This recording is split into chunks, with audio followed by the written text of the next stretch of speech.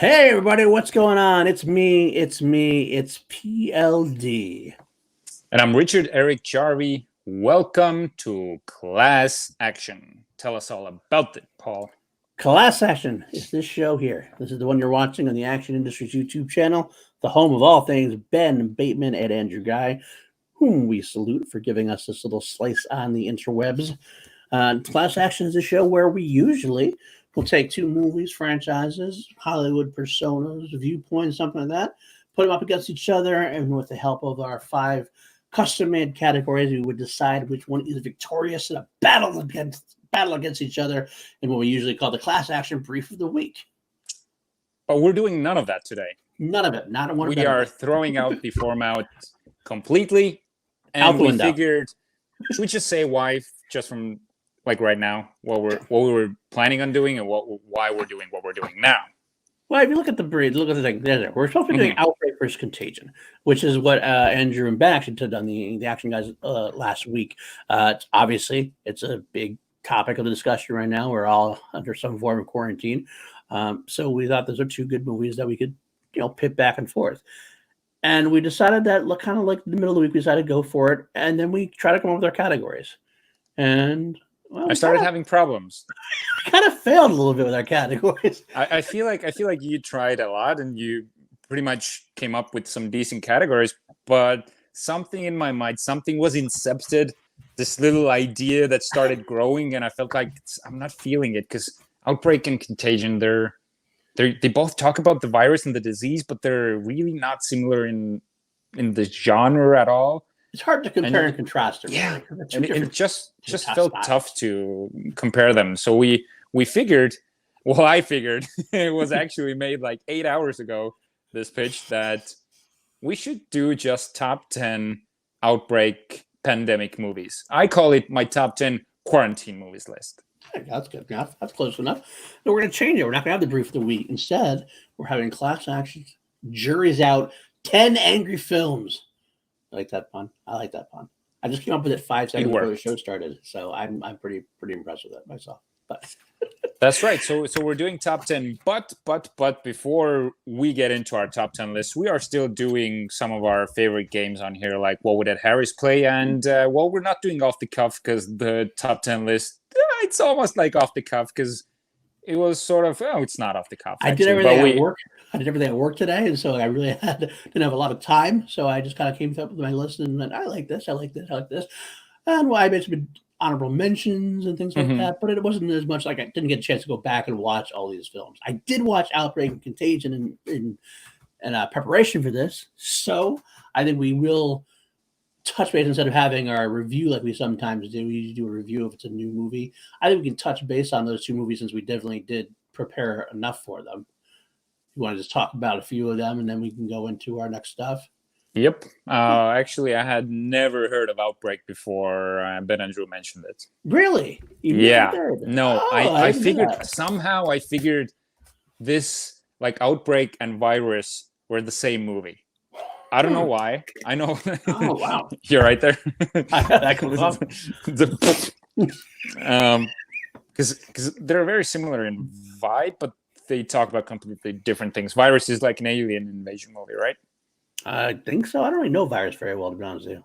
Okay, but yeah, I knew that Dustin Hoffman played in a trashy 90s movie, but that's pretty much it. And Contagion I had seen before, but I was never really. I was like, okay, it's a realistic movie about disease. Now, when I watched it again, I was like, okay, this is scary on a whole different level. It's funny because I saw Outbreak. I actually saw Outbreak in the theaters. I remember that, and that was probably the last time. I'm old. I'm dating myself. I know I'm old. That's the last time I actually saw Outbreak. I think was in the theaters back in like '95. So like when I watched it again, it was almost like watching a new movie. The only thing I really remembered was like the monkey at the end in the backyard. That's the only thing I remembered about the movie going into it. I totally forgot who was in it, except for I knew Dustin Hoffman. That was about it. But then Contagion, I remember hearing about it, and I didn't think I had seen it until I watched it. And I remember the scene where Lawrence Fishburne tells his girlfriend about the pandemic. No, I'm just shaking my head because you mixed up Morgan Freeman and Lawrence Fishburne. So like you. I'll leave it at that. Son of a bitch. How dare you? So anyway, you're distracting me now. But anyway, I know, I'm sorry. I remember I saw the moment where Lawrence Fishburne tells his girlfriend to get out of Chicago or whatever, and also I was like, oh wait, I did see this before. I can't remember Jude Law's character, so I must have seen most of this movie before, but not the whole thing. So, but I revisited it, and I was excited to see it again. So, but let's talk about them. Outbreak, for example. Let's say, you said it best, I think. Trashy 90s movie, and because that's exactly what it is, trashy 90s. They basically an action movie without being a real action movie. Dustin Hoffman gets to be what a 90s action star would be. It's not subtle in any way, shape, or form. I could see this being a Michael Bay, almost a Michael Bay movie. I could totally see so many different angles of it, but it's fun. At the end of the day, it's a big popcorn movie. You watch it. Well, you don't want to see the deaths while you're eating the popcorn, but you can watch everything else. It's still a fun movie. It's not a good movie, but I had a lot of fun with it. I mean, Dustin Hoffman plays the role with pretty much the bombast you need. Yeah. You know what I'm saying with that? Yeah, I think Dustin Hoffman's performance is what made this movie for me, for sure. It's like you want to see these high caliber actors in these trash action movies. There's something so special about it. It's like The Rock. It's like Con Air. It's like the Face-Off. You're taking these concepts and you plug in Dustin Hoffman, Morgan Freeman, Cuba Gooding Jr., Rene Russo, Kevin Spacey. But even that back then, Kevin Spacey. You get to see him die of the disease. That's very true. I shouldn't wish it on anybody, but that might be a bonus for it. So, so that's what it takes from it. It's a lot of fun, especially when you compare and contrast to something like Contagion, where it's not a fun movie at all. Even though it's the same concept. But do you have a favorite part from Outbreak? Probably the helicopter chase. I can't. That's because I've seen this movie once. To get these like subtle fist bump moments, you have to know the movie better than that. And for me, I watching him. I was like, I was expecting something more. I was expecting more like Con Air quality, not action, but like the quality wasn't up there either for me. It was trashy. It was enjoyable to a point, but it was a bit too predictable. I get that. I think my favorite part was actually was the helicopter, also the helicopter chase. The part where Morgan Freeman comes in and goes, "Whatever you do, don't get in the way of the other helicopter or whatever." And like, what the hell are you doing? It was great seeing Morgan Freeman come back to the light side. Right. Yep, being good. So that was my favorite part of it. So I think overall, I gave it a 3 out of 5, maybe a 2.5 out of 5, somewhere right around there. I think I pushed into 3 because it was enjoyable enough, trashiness wise. Not very good, but still fun. So, different story with Contagion. Yeah, the movie just has. It's weird to say it's like aged well and it's better now. It's like it's kind of weird to say, but it's kind of true. It's because realistic. Like I don't think we realized how realistic it was. Like we watched it like back in 2011. I think it was 2011. Yeah, it's like you're still kind of like, nah, this couldn't happen. It's too quick. CDC would be much more in control of that. I mean, look at the bird flu was taken care of pretty quickly. Not a big deal. This stuff just wasn't going to happen. And now you watch it, it's like almost like you could be watching the news today. Like this is how it went down. Only difference is like the Contagion is a little more direct and severe and quick. Definitely, yeah. The kill rate is like way higher, and I think it gets you in the first 48 hours, pretty much. Yeah. But it's funny hearing the vocabulary in Contagion. Like, oh, I've heard that recently. Like the R naughts. Right. Yeah. I've heard that.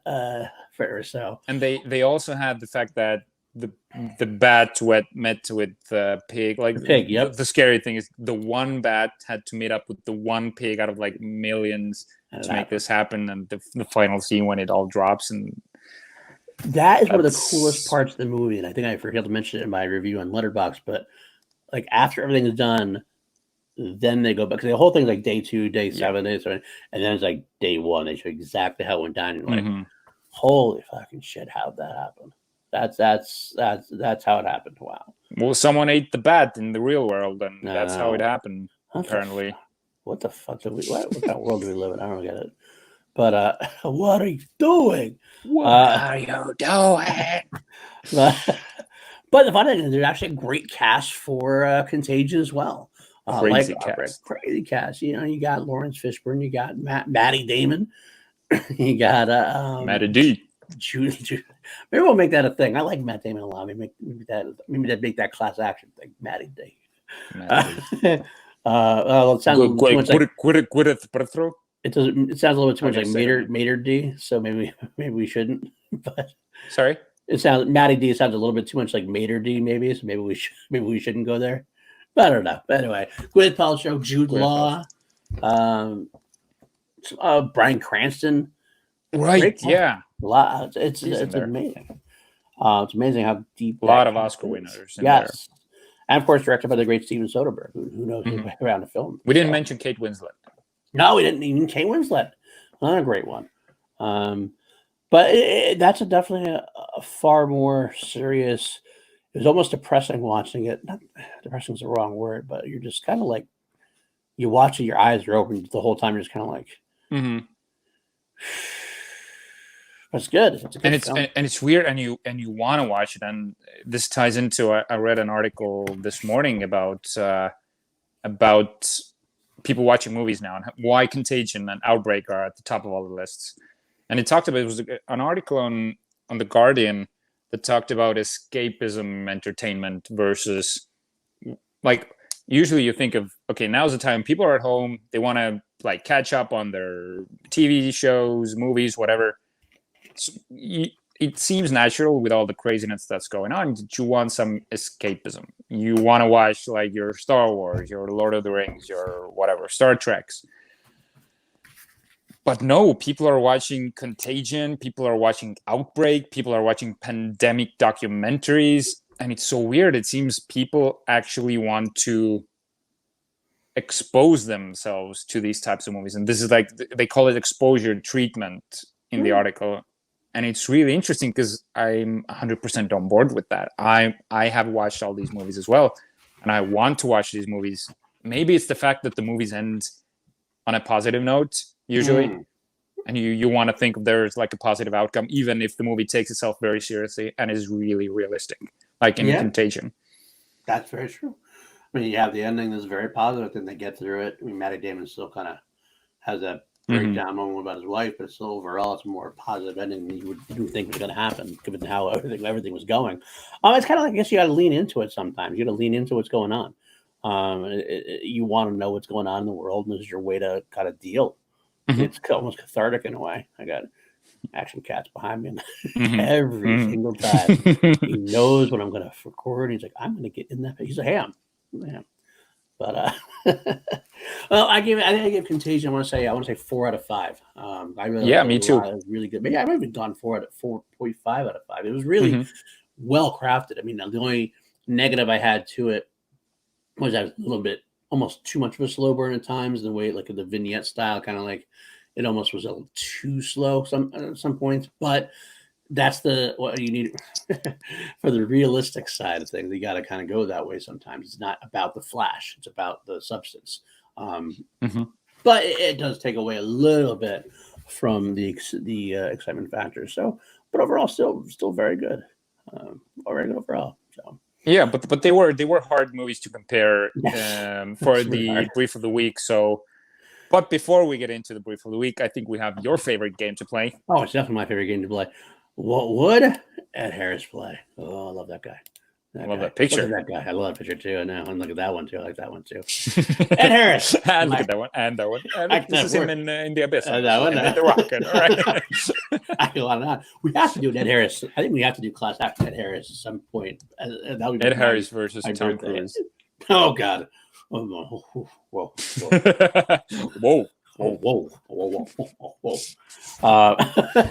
But anyway, Ed Harris, my favorite actor, as you guys all know, and Richard is so kind to let me take. Who's your favorite actor? It is Ed Harris. Edward Harris. No one calls him Edward. No one does. I would call him Eddie. I would call him Eddie Legend. That'd be my thing. Eddie H. Eddie Legend.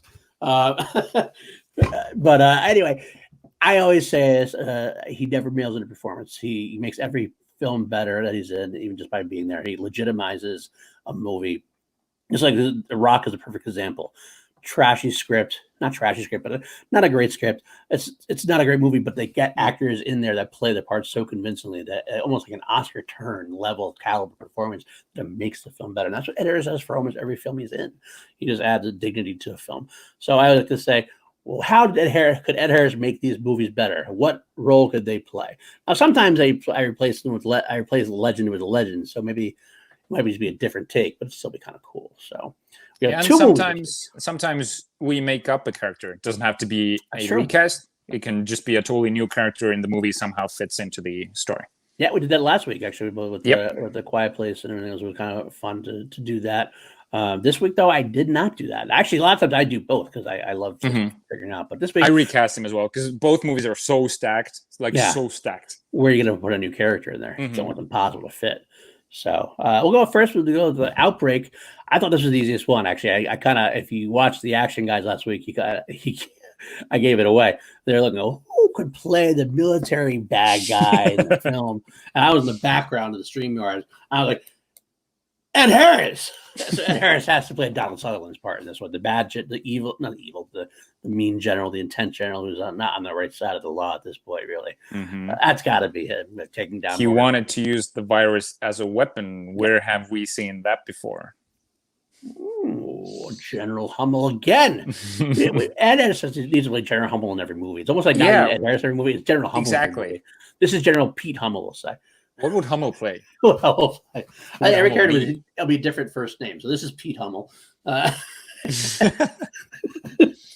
what you play for me. What else for you? What's I going to play an Outbreak for you? In Outbreak, I'd actually have him as the lead character, as Dustin Hoffman's character, and there's a reason for that. When Rene Russo gets sick, I want her to have this. They have this moment where Dustin Hoffman takes off his mask. He's like, "You got to fight." You never fought it. I want him to have the abyss speech to Rene Russo. You ever back ever fight your life? I'll fight. Smack her around a little bit. Get to the outside. I think just for that one scene, he'd be perfect. I like it. I like it a lot. I think it's good. That's a good call. What about Contagion? Want to go first on Contagion? Yeah, completely different. I want him as the ultimate shit weasel, and I'd have him as Jude Law's character. Damn, I should have gone first. That's exactly what I was going to pick him as too. It's a little bit against type, but I think he's playing the role before a little bit when he played. He was in Nixon. He played Howard Hunt, which he kind of played the same kind of way. Not exactly the smartest guy in the room, but smart enough to like be involved with something and be a shit weasel that way. I think that's great. That'd be a great role to him to try. Not quite as intense and driving as he usually is. But I have this weird tooth, like snaggle tooth, or what? Yes. Yeah. And he could do a pretty British accent. I'm pretty sure. I'm sure he could figure out. He can do that. Although Ed Harris is a blogger, seems weird.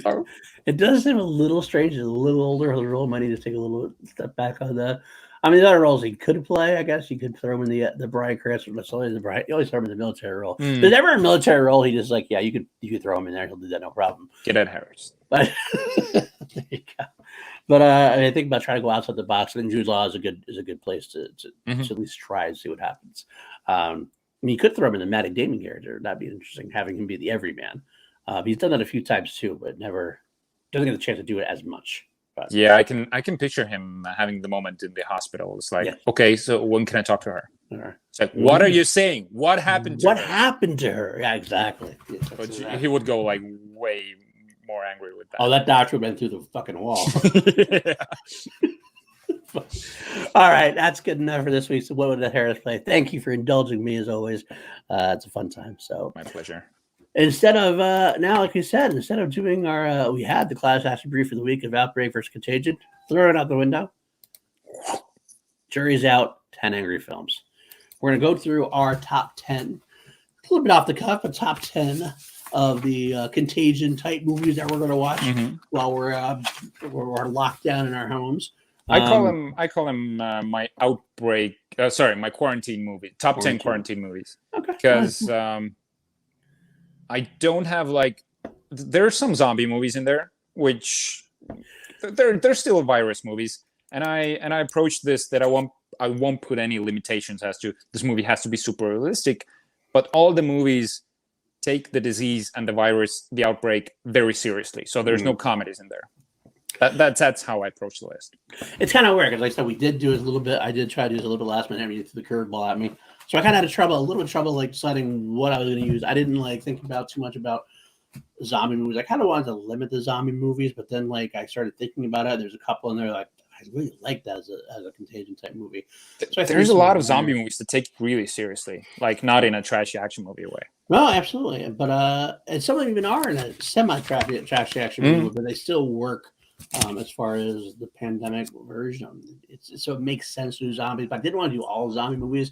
That's almost a different category. I feel like I guess that's why I kind of went back and forth with you. I'm like, I don't want to make a zombie list because they can all be zombie movies, but that's a totally different list. So I sprinkled some in there and got some other ones as well. And the funny thing is, some of these I threw my top 10. I'm like, I don't really even remember a whole lot about it. I remember liking it a lot. I remember like little bits and pieces of them, but otherwise, we'll go through that and go from there. So I want to throw in a few honorable mentions for my 10. And my 10th one, actually, I'm going to go with my 10th one also. I'll go first, and you'll see why. If we do have overlapping ones, do we discuss it? Do we do like the top 10 show? If like you have it on as number 10, I have it on as like number 6. Do we discuss it right away, or when we get to my 6? We can discuss it right away. Okay, it's fine by me either way. I'm going to say. All right. So you'll just say what it was. You could say it was your number 6. Sure. All right. Quick couple, 2 honorable mentions I want to mention off the bat. They're not on my list because I haven't seen them. I have not seen. I know one of them. I know one of them's on your list. We're going to talk about it later on. But on my honorable mention is Train to Busan because I have not seen that yet. I've heard of. But how do you put it on the list if you haven't seen it? I'm not. It's my honorable mention. That's why it's not on my list because I want to see it. I've heard good things about it. Okay. And I'm putting it there as a placeholder, and I think it might be on my top 10. I just want to mention that basically I just want to say, look, it's not on my list because I haven't seen it. The other one being the Andromeda Strain from 1971, classic movie. I haven't seen that. I have not seen either. So again, I know some movies that's pre my being born that I haven't seen. I'm sure some people are like, how did you not see that? Because I do that to people too. That's what it is. And those are the 2 that are. There's one more I wanted to mention. We talked about this one before going live. Children of Men. I love that film, and if I put it on my list, it might be really right to the top. But the idea, I didn't know how much of a pandemic movie it was. I kind of warred with myself because they had some kind of, I don't know if it was a virus. We don't know what it was, but they weren't able to be. They were all sterile, and some new children to be born. It's kind of like somewhat fit the bill, but didn't fit the bill enough for me to put on the list. But I wanted to like let people know in case there's people out there who probably think it is. I want to say I hear you. I love the film, but that's why I didn't put it on my list because I kind of was worrying with how it fit in the subject matter, so to speak. But it's a beautiful Alfonso Cuarón movie. And if you haven't seen it, see it. It's wonderful. So that being said, breaking into my top 10, easy one here. That's why I'm starting and not you. It's Outbreak. That's my number 10. The same for me. Is it? That's number 10. That's number 10. It's weird. I don't really like the movie, but I feel like it has to be on the list. It's fun enough to watch, and especially with what we're going through, it makes a lot of sense that this is one you want to watch because, like you were saying before about like needing an adventure, needing like an escapism. This is like the escapist version of having the catharsis because it's still kind of like it's almost like not serious, but like you can have fun with it. So, well, then you know what? Fine, that's good. We get everyone out of the way. We've already talked about that one. We did. Move on. So move on. My number 9, Bird Box. Are you freaking kidding me? That's my number 9. What? That's my number 9. Really? Like I'm not even kidding. That's my number 9. We have not talked about this list, guys. Just so you know. We have not. Bird Box, like generally hated.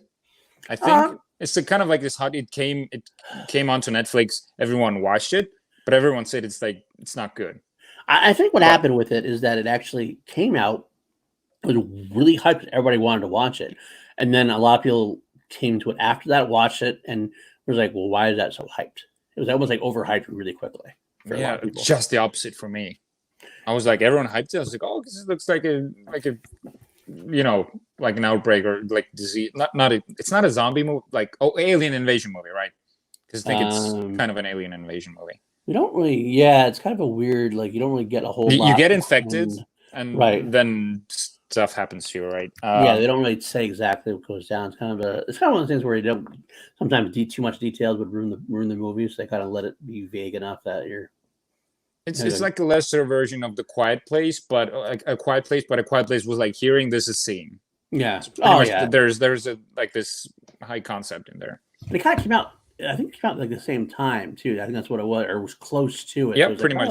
I think so. It was like Netflix's version of A Quiet Place, even though I believe it's actually a novel. I believe it actually is a novel. Probably it is. So. It probably is. Mm-hmm. And and Sandra Bullock is awesome in the role. I really don't get the hate that this movie is getting. I think it was very enjoyable. It was very gripping, and I even liked the ending. So I thought it was fine. I was a little overhyped for me. I kind of watched. I'm like, it's good. It's good. I didn't know why everybody was like praising it at first, but I did like Sandra Bullock. I did like John Malkovich. It was good. It was fine.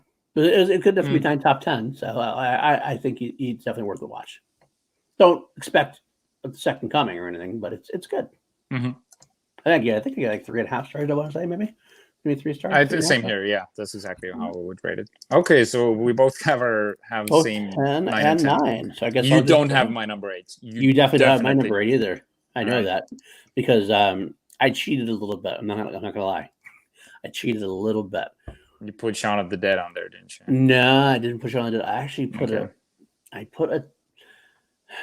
TV movie / miniseries on there. Okay, I've heard of it. Never read or never seen any version of that. I think there's a movie as well. No, not yet. I think they might be making one. Okay. It's too long. It's an epic book. You've never read it. If you never read it, it's phenomenal. It's probably Stephen King's best. And maybe some people argue the Dark Tower series, and I get that too. But outside the Dark Tower, I think this is considered probably his magnum opus. It's a phenomenal book, and the miniseries does a pretty good justice, I thought, for being a miniseries. Definitely a television miniseries, a TV, for the most part, TV actors, but some good moments. That does have Gary Sinise in it, which is good. It does have a certain actor named Ed Harris in it, very briefly in the beginning, surprisingly enough, in a military role. But it's a great long-term. It's a pandemic type movie, but it also has like religious aspects in it. So it's a miniseries, not a movie. It is a miniseries. It is. How many episodes? I don't remember because I watched it all together in one. I think it might be either 2 or 3. Probably 3. Okay. So it still almost qualifies as a movie. I feel like if it's like 4 or less, it could be watched as like an entire movie. You know, it would be a long ass movie, but probably not. Probably not much shorter, much longer than like Lord of the Rings extended edition, Return of the Kings. So I go with it. It is a little cheating. I'll give you that. But I like it so much. I love the book so much, and I like the miniseries so enough that I wanted to throw it on the list out there. So it's my show. I can do what I want. That's what I say. That's true. It's our show, but that's part of it is my show. I can do my part of it how I want to do it. Come at me, bro. So go ahead. What's your number 8? My number 8 is a movie called Blindness. This one, not sure if you've seen or heard of it. I heard of it when I was looking through pandemic movies, and I was like, "What is this?" Never seen it. Never heard of it before. Never thought. Weird movie that's kind of forgotten. There's a lot of stars in there. Yeah. The concept is pretty much there's a disease or an outbreak. Everyone in the world goes blind. Like almost instantly. Like you get the not instantly. It's gradual, but it's pretty fast. And the people who were blind before, they were the ones who started to run the world. People who were blind, they knew how to get along. They knew how to do stuff. Like all the people who went blind, they were just helpless. They were just sort of these, like, I don't want to say vegetables, but they were very incapable. Okay. So these like hierarchies started to form, these like gangs and cults, and it gets really dark for a while. And the people who were blind before, there's this like pretty good message in there that I almost don't even want to ruin the movie. I'll just say that you would think that the people who have some disabilities, that you pretty much never meet a disabled person who is a jerk. Right.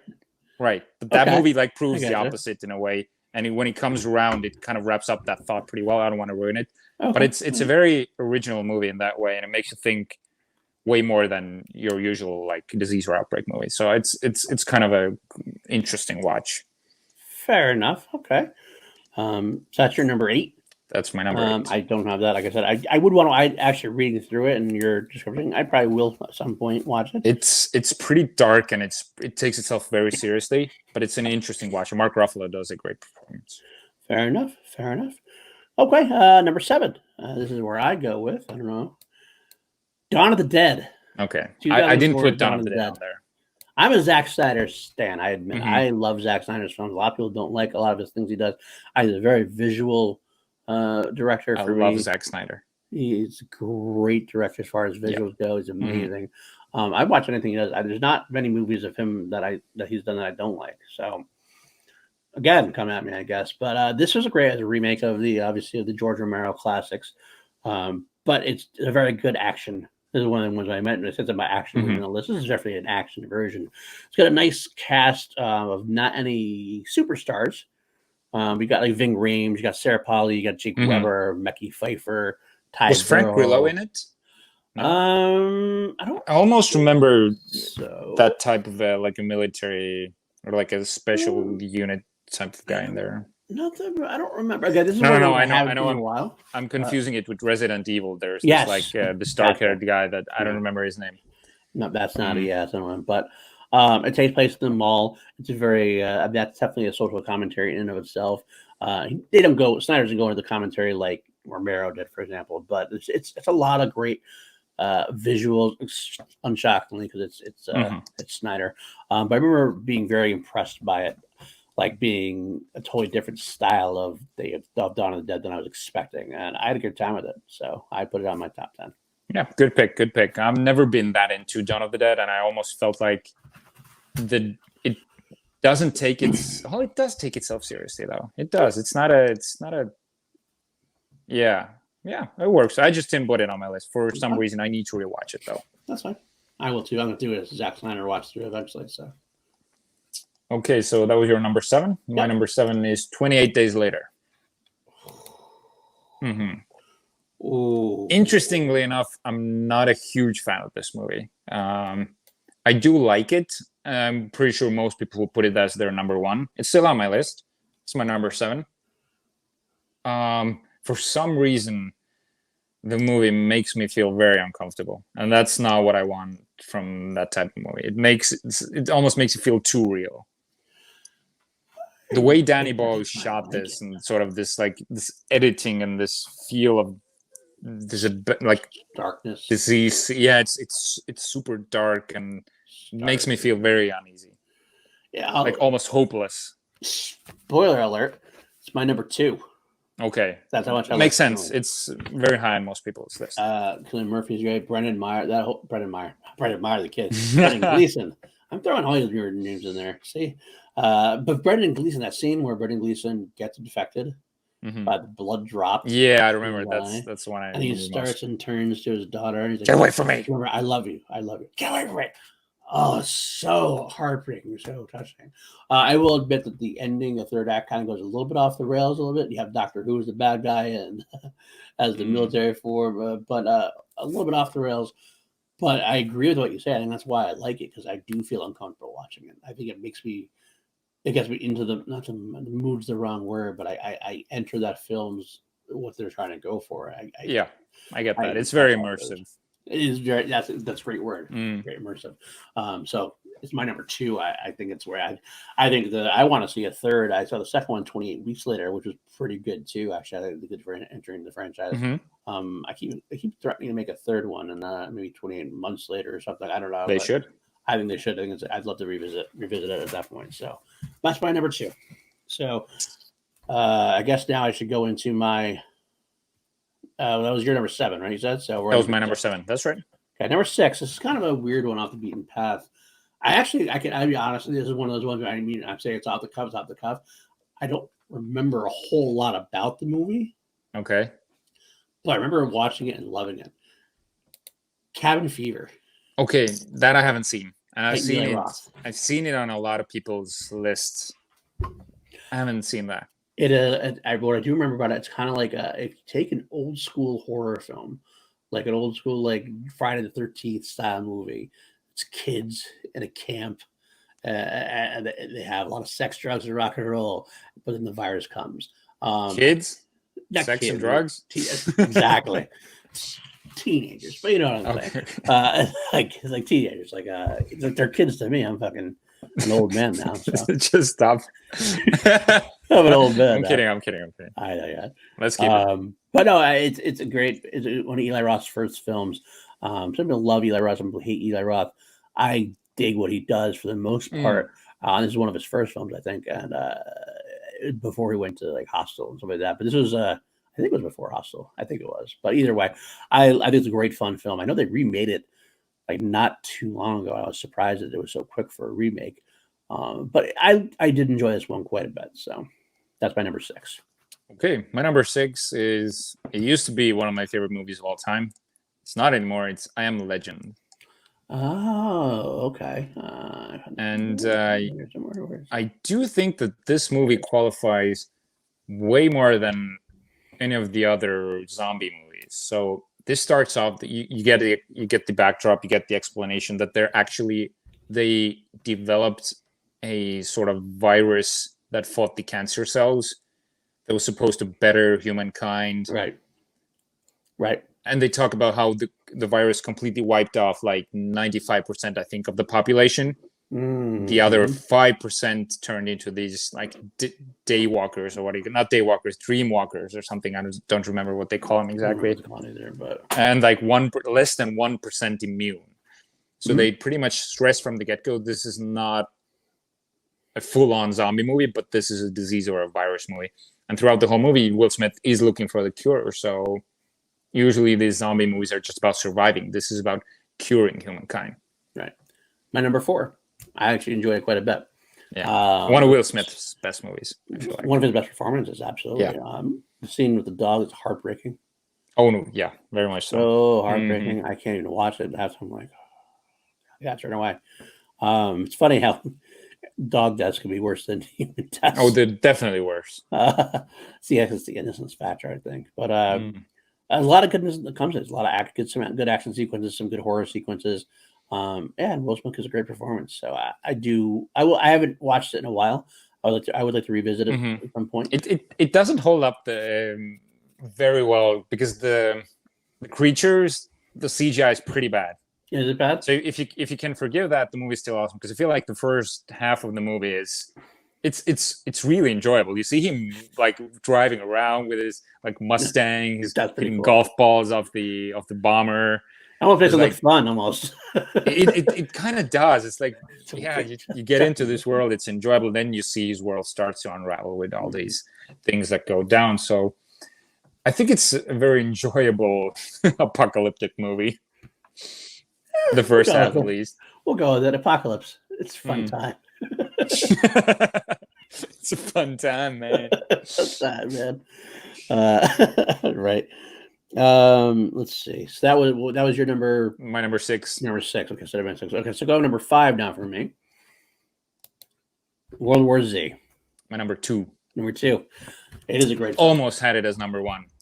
The horror aspect of this film is beyond. Like, I feel like And in the same way that 28 Days Later makes you uncomfortable, this one makes you uncomfortable for different reasons. Like you're actually literally on the edge of your seat sometimes with how fast these zombies are. Like just they're not slow. These are not slow zombies. These are super fast. Super fast. You're like, holy fucking shit! You don't have time. You don't have time. You're like so scared. You're so adrenaline. You're like, oh my god! Woo, woo, woo, woo, woo, woo. Brad Pitt gives a great job as surprisingly as a more everyman than he usually gets to play. He's really great.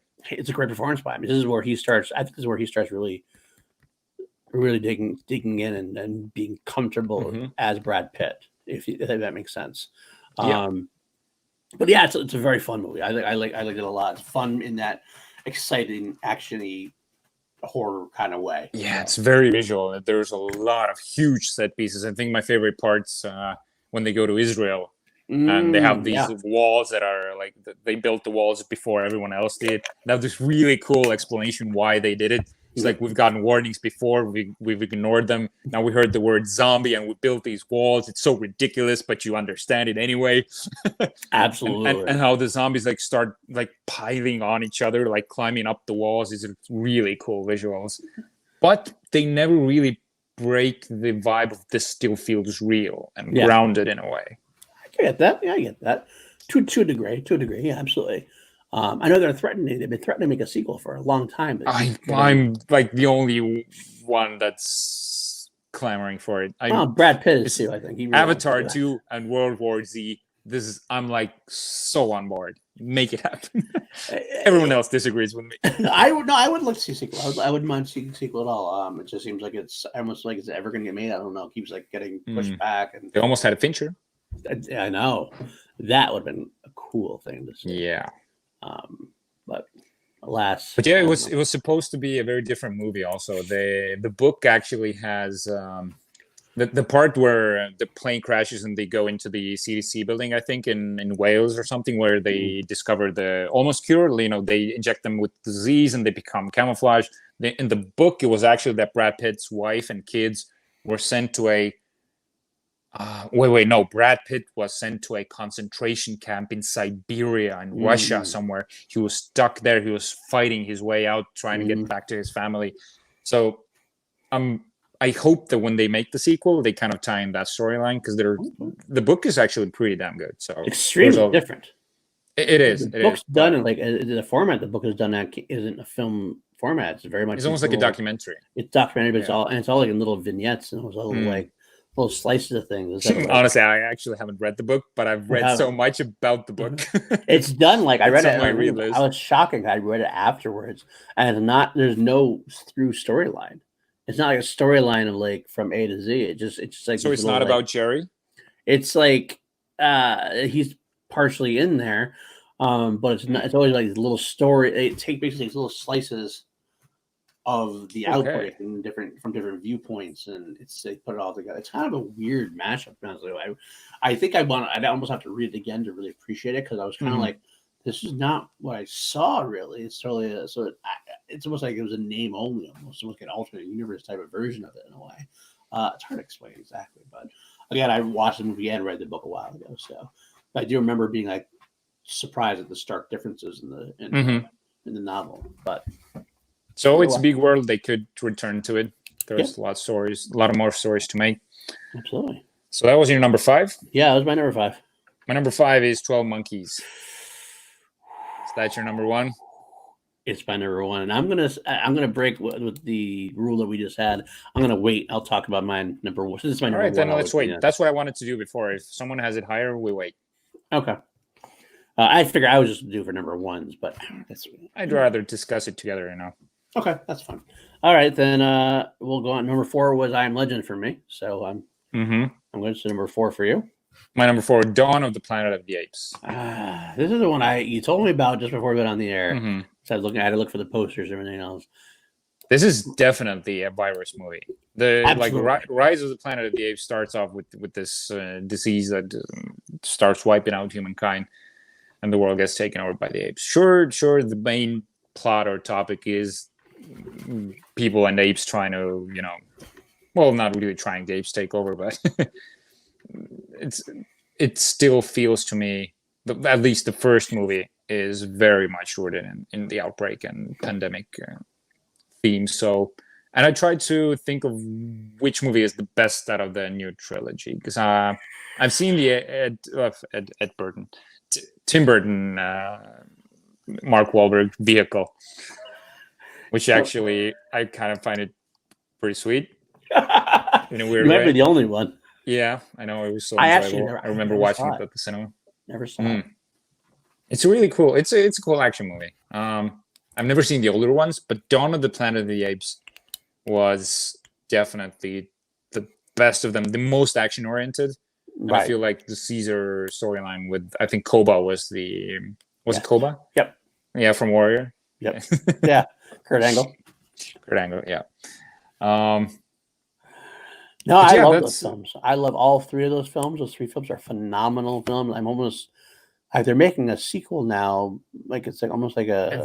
I think they want to reboot but it's like not really, because not Matt Reeves, because he's doing the Batman, so he's done with it. So I think from what I heard, it's like they're gonna stay in the same. Like, it's because Caesar, spoilers, but Caesar's gone. He's done. Yep. He died in the last one. That's why like these three were Caesar's story. But they want to keep it in the same universe, so it's kind of like a reboot, but not really a reboot. It's like almost like a next generation kind of thing, maybe, or something. Well, they could do it, sure. So I don't know exactly how it's going down, but you're right. I just totally forgot this was like a virus movie, so these didn't even cross my mind. And now that once you said it, I was like, oh yeah, it'd probably be on my list somewhere, because I do like all of them also as well. So, but it is what it is. That's my number 4. What's your number 3? My number 3 is Contagion. Me too. Yeah. Oh, there you go. Yeah. Let's keep right by that. We were talking about that one as well. It's just a well done, well crafted, not masterpiece, well crafted film.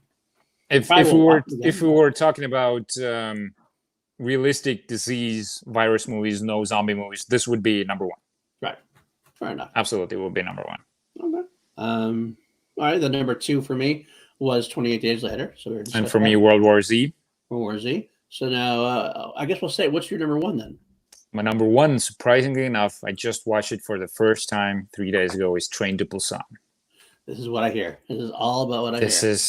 This movie rocked me, shocked me, took me for a ride, pun intended. Did everything that I wanted it to do, but I was not expecting it to do. Mm-hmm. It's not just a movie about people on a train trying to escape zombies. I don't want to ruin it, but just, and also like, it's actually very similar to World War Z in the visual style. The zombies are super fast, and they do the same thing where the zombies pile onto each other and sort of like roll out and stuff like that. So creepy. It's very like aggressive and fast and really cool visuals, but there's a really strong emotional core to it. There's a father-daughter relationship that will just, I won't say anything. Okay. It will move you. Okay. I've heard this from numerous sources, from many people. It is on my queue to watch eventually. I don't know when I'm going to get to it, but I probably watch it sooner than later at this point, because I just keep hearing great things about it. So I know you want to talk to me about it. So I do want to watch it. I hope to see it. That's why I mentioned it. That's why I put it on my honorable mentions, because I just heard so many good things about it. It'll probably be on my list somewhere. Knocking Outbreak off the bottom, maybe. I don't know. But all right. So then let's talk about my number 1 that I'm talking about. I'll bring it up again. 12 Monkeys. I love this movie. I rewatched it 2 days ago. Did you? Okay, I rewatched it also. So that's behind the scenes again. When we came up with Outbreak versus Contagion, we almost threw in a 3-way Outbreak versus Contagion versus 12 Monkeys, and I want to bring it up because I love the movie so much. I saw it in the movie theater. It was one of my favorite movies in the 90s. It is, without a doubt, confusing as all hell. But it's one of those movies that, like, it's not. There's some movies that are confusing. You're kind of like, you walk out going, I don't know what the fuck happened, and I don't care. And this one, you're like, I want to find out more. I want to find out, what did I miss, or what did happen? Was it real? Was he just crazy? Was it? I don't really know. And it's a little vague enough where you kind of you get to fill in some of the gaps yourselves. But it's enough. We had this conversation. I told you just when I was watching it, exactly what you're saying is like, I'm not sure if did it happen? It definitely happened. It definitely happened. It probably did. But Bruce Willis himself says, I'm crazy. This is not real. I'm going crazy. So he turns into this unreliable narrator. Right. Which you don't really, he doesn't start off as an unreliable narrator. There you go. I said it. But the more you think of it, all the weirdness of the real world, where he's coming from, that's what got me thinking. Like this council of people who are super weird in their, like, I don't know, like steampunk outfits almost. It feels like something he fabricated. But the story, like David Morse's character, everything sort of wraps up at the end, and like. Well, that's why I think it happens. That's why I think it really happens, because the ending. Well, and we're going to spoil some things here if you haven't seen the movie, so I'll give you a second. Spoilers on this one. At the very end, you see that Bruce Willis is, as a young boy, having this vision. Bruce Willis the whole time has this vision of himself as a young boy, a memory he has from the airport, and of somebody getting shot. And he finally sees at the end that he watched himself. Yeah, it's a time travel paradox. Time travel paradox, and it all comes together. And at the very end, at that point, they come back saying, the scientists have come back saying, "Oh, you got the information we needed. You won. Congratulations. Thank you so much." And at the end, when David Morse's character sits down in the plane, he's sitting next to one of the scientists. That's right. That's what was so weird. And she's saying, "Oh, I'm in insurance." Well, what did that mean? That meant that she's insuring humanity's survival. She's getting close to this guy and is going to figure out how to cure. She wanted to get, basically what she wants is, she knows she can't stop the virus from happening. That's what it's a big deal about the time travel movies. You can't stop things from happening. But what they hoped to do was that they got close enough, and they got she got a sample of the virus, she might be able to work a cure for who's left in the real world later on. So she has the virus sample, she can then be in her time and move forward in her future in her time, cure everybody who's left, or be able to live in the outside world again and retake over the earth at that point. So that's what made me think it definitely happened. And that was very confusing to me the first couple of times. I'm like, why is she there? What the hell? But that is what actually happened after I think about it, is that she's there. He was successful. He told her everything they needed. And then she was able to go back and sit with the guy on the plane and go from there. So I love that aspect of it. The story is pretty much, it feels almost like Revenge of the Sith, like Bruce Willis trying to like, he almost starts to realize what's happening, and he's trying to change the course. But the fact that he's trying to change actually makes it happen. So there's like the Anakin Padme thing almost going on, you know? Yeah. I mean, I love Madeline Stowe in this movie. Like, she gets increasingly unhinged herself, because she starts believing him. And she's thinking, I love the aspect when she sees him in World War I, I think it is. And she's like, oh my God, this fucking thing is real. And I'd be remiss if I didn't mention Brad Pitt in this movie. Oh my God. First time he really stepped out of out of that realm of pretty boy. What a success it was. And got an Oscar nomination for it, because it was so out at the time, out of character. Not ugly himself. He can't really ugly up Brad Pitt, but he was not the pretty boy, golden boy. He had the weird eye looking. And I loved his performance in this. I mean, super erratic, sort of it felt like he had so much fun playing the role. Yes, exactly. So I love that aspect of it. It made me actually, this is the film that made me a Brad Pitt fan. I could have taken or leaving before. I was like, he's good, he's fine. But this, okay, this guy can act. He's got something here. So this is always the performance when I talk to my friends, of saying Brad Pitt's just a movie star. He's not really a great actor. I always reference 12 Monkeys and Seven. Well, yeah. From his earlier movies. I mean, absolutely. There are some latter ones that are definitely up there as well. Yeah, there are. And he definitely he's definitely, Brad Pitt is definitely a superstar now. So I mean, but I did like I said, this is my favorite, one of my favorite films. Actually, probably in my top 100 to 50 films of all time. Honestly, I love it that much. I think it's so much fun. Terry Gilliam, great director. It's a very screwed up, makes you think film, but that's what that's cool about it to me. Yeah, but he makes these kinds of movies. I watched through some of his other movies. They're almost all of them are these really weird. Yeah. Oh yeah. I think he made one with what's Hansland, Christoph Waltz. This really like I don't remember the name.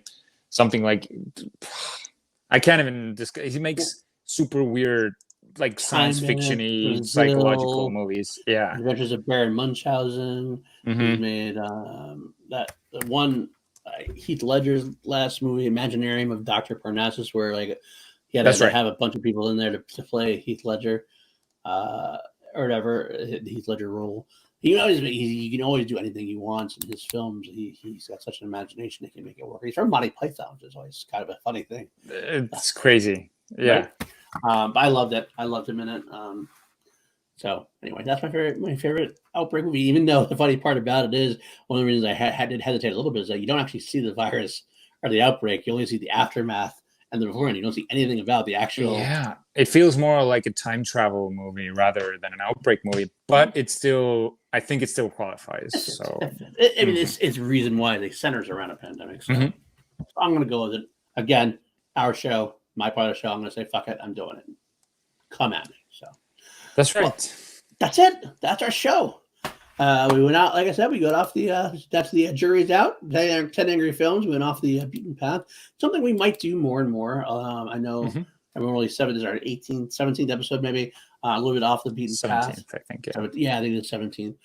We're not going to completely abandon our format. I'm sure we're going to do format of that, but we have other special ranking. We like the ranking stuff too, as well. I think one of those we want to do sometime soon, maybe, is I had Richard watch through the View of Universe, the Kevin Smith films. So we might do something like that. I might be trying to get a guest for that, maybe.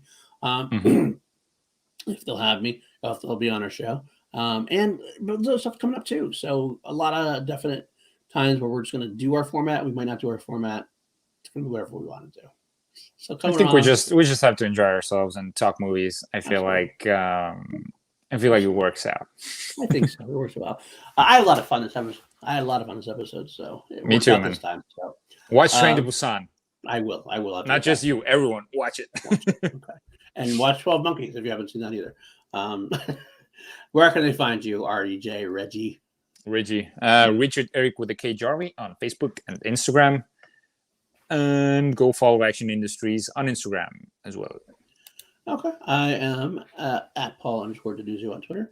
I also am on Facebook, Paul Denuzio. And you can also find me the Team Action Patreon, patreon.com/Team Action. A lot of new tiers help Ben and Drew, support Ben and Drew as we do. Love the guys. Also, I will say that I do Call to Action's Shield to Action show, which is a movie trivia showdown after show, which is very cool. I think they're actually going to be on ESPN. ESPN is going to cover them. ESPN, the website, is writing a story about them on the esports page. So that's going to be very cool because it's such a niche thing, but I'd love to see it expand more out. Ben and Drew are also heavily involved in that. And finally, I also say that I have opened my own YouTube channel called PLD Projects. Come subscribe there as well. I do a show on Star Wars, a show on V. And I'll probably be doing some of my projects as well, like the Harristons and things of that nature, amongst other things. So that's where you can find me. Thanks for joining us here on Class Action. Come again next week, and let's see. We'll see what we do next week. We'll come up with something. Yeah, maybe we would do a live stream at some point. So we probably should do it at some point. Only reason we haven't done it before, honestly, is just the time differences, because my boy's out in Estonia and I'm here. It's kind of hard to make everything work out right. But we'll make it work. So with that being said, the last thing, as always, court, it is adjourned. But the court's out, so I'm not going to